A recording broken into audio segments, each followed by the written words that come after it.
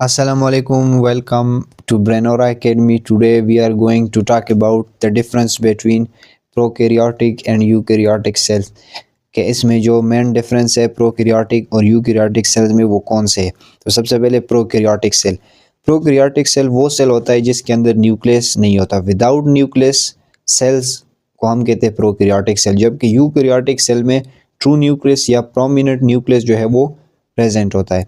यहाँ पर न्यूक्लियस नहीं होता, लेकिन जो क्रोमोसोम में जो जेनेटिक मटेरियल है वो प्रेजेंट होता है, और उस जगह को जहाँ पर प्रोकैरियोटिक सेल्स के अंदर, जिसमें हम थोड़ी देर में बात करने वाले, उसको न्यूक्लियोइड कहते हैं, जहाँ पर जेनेटिक मटेरियल प्रेजेंट होते हैं। प्रोकैरियोट में सिंगल क्रोमोसोम होता है, यहाँ पर मोर देन वन क्रोमोसोम हो सकते हैं लेकिन यहाँ पर क्रोमोसोम के अंदर जस्ट डीएनए होता है। लेकिन यूकैरियोटिक सेल में दो चीज़ें होती है, एक DNA plus histone protein. Histone protein का क्या काम है, वो जो डीएनए की ऑर्गेनाइजिंग और पैकिंग में वो क्या करता है, हेल्प करता है। सेल मेम्ब्रेन के ऊपर जो है वो कोई रिसेप्टर नहीं होता और ना ही कोई कोलेस्ट्रॉल होते, जबकि यूकैरियोटिक सेल्स के ऊपर हमारे पास कोलेस्ट्रॉल भी होते हैं और रिसेप्टर भी होते हैं। और इस पे हमने डिटेल से बात की कि जो फॉर एग्जांपल CD4 रिसेप्टर होते हैं यूकैरियोटिक सेल में, जो HIV के लिए होते हैं, HIV वायरस के लिए। और कोलेस्ट्रॉल का क्या काम है यूकैरियोटिक सेल में, वो फ्लूइडिटी की, सेल मेम्ब्रेन की फ्लूइडिटी को मेंटेन करने में हेल्प करता है। तो यहाँ पर यूकैरियोटिक में रिसेप्टर भी है, कोलेस्ट्रॉल भी है, लेकिन यहाँ पर नो रिसेप्टर नो कोलेस्ट्रॉल।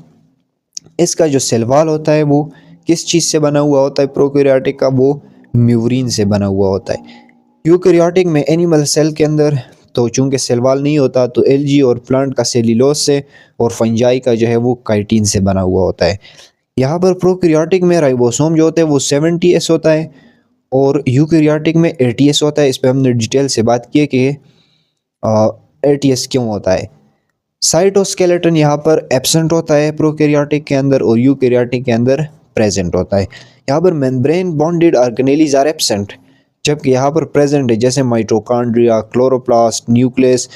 तो जब प्रोकैरियोटिक सेल के अंदर माइटोकॉन्ड्रिया नहीं है तो एनर्जी कैसे प्रोड्यूस होती है, तो प्रोकैरियोटिक सेल्स के अंदर एनर्जी ग्लाइकोलिसिस जो हमने माइटोकॉन्ड्रिया वाले टॉपिक में पढ़ा है कि ग्लाइकोलिसिस क्या है और इससे एनर्जी कैसे प्रोड्यूस होती है।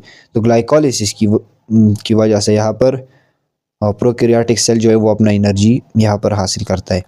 जो सेल डिवीजन है वो प्रोकैरियोटिक सेल के अंदर सेल डिवीजन होती है बाइनरी फिशन के ज़रिए, और यहाँ पर जो सेल डिवीजन है वो मियासिस और माइटोसिस के दो जो प्रोसेस है उसके ज़रिए यहाँ पर सेल डिवीजन होती है।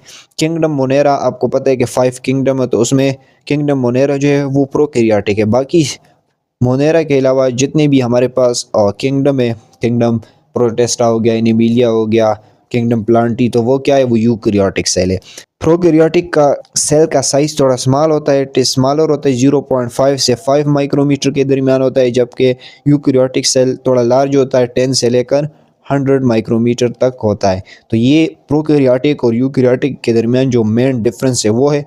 अभी हम देखते हैं प्रोकैरियोटिक का सेल का स्ट्रक्चर। तो उसमें सबसे पहले हमारे पास जो आउटर मोस्ट बाउंड्री है वो है ग्लाइकोकैलिक्स, जो आपको ग्रीन कलर का नजर आ रहा है। तो ये है ग्लाइकोकैलिक्स, या इसको आप कैप्सूल भी कह सकते हो। फेगोसाइटोसिस से प्रोटेक्शन में हमारे पास हेल्प करते हैं। फेगोसाइटोसिस, जब बैक्टीरिया कोई होस्ट की बॉडी में जाता है तो वहाँ पर जो WBCs होते हैं वो इसको इनगल्फ करते, किल करते हैं।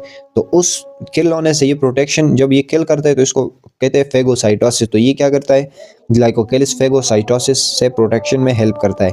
उससे इनर हमारे पास आता है सेल वॉल, जो म्यूरिन का बना हुआ होता है, जो आपको रेड का नजर आ रहा है। उसके बाद जो ब्लू है तो ये है cell membrane. Cell membrane selectively permeable होता है, और यहाँ पर एक सेल मेम्ब्रेन के अंदर एक इनवर्ड फोल्डिंग होती है, आपको ये नजर आ रहा है, इनवर्ड फोल्डिंग होती है, जिसको हम मीजोसोम कहते हैं। और मीजोसोम डीएनए रेप्लिकेशन और सेल डिवीजन में हेल्प करता है। उससे हमारे पास आता है नेक्स्ट साइटोप्लाज्म। तो साइटोप्लाज्म के अंदर आपको पता है राइबोसोम प्रेजेंट होता है, डीएनए प्रेजेंट होता है, और इंक्लूशन बॉडीज यहाँ पर प्रेजेंट होती है।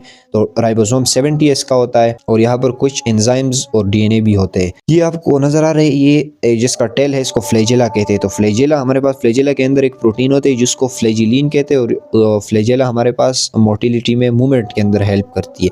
ये है पिली। तो पिली और फेम्ब्री ये एक हेयर लाइक प्रोजेक्शन है जो किसी भी सरफेस के साथ अटैच होने में, बैक्टीरिया को किसी भी सरफेस के साथ अटैच होने में हेल्प करती है।